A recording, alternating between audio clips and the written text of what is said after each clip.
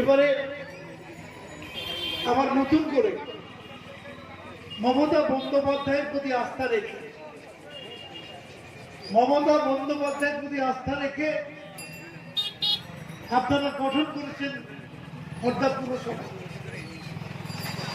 এই বিশ্বাস রেখে মনে মনে এই ভোট খর্দার মানুষের জন্য কাজ করবে।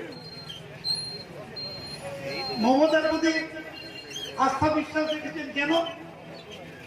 নিজের চোখে আপনারা দেখতে পাচ্ছেন যে উনি রাজ্যের জন্য যেভাবে কাজ করছে, যেভাবে গরিব মেহনতি মানুষের জন্য কাজ করছে।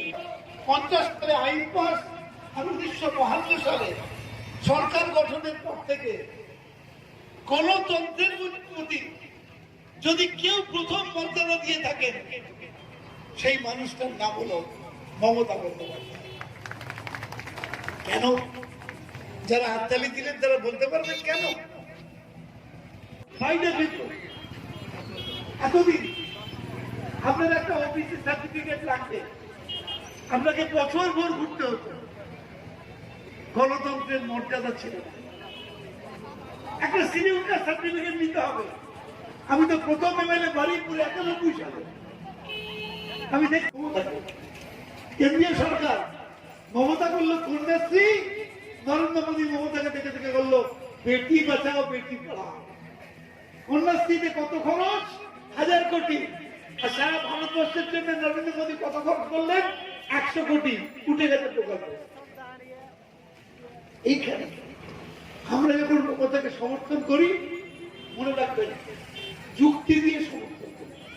আর যুক্তি দিয়ে সমর্থন হলো যাতে আমরা এই পৌরসভার মাধ্যমে মানুষের কাছে পৌঁছে দিতে পারি, মানুষকে পৌঁছে দিতে পারি, এবং তার সঙ্গে এই এলাকার উন্নয়নে যেন আমরা সামিল হতে পারি।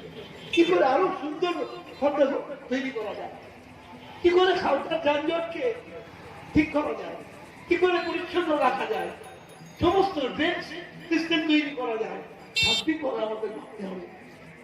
সার্বিকভাবে ভাবতে খুব পুরনো পৌরসভা, মনে রাখতে হবে এই শহরটাকে।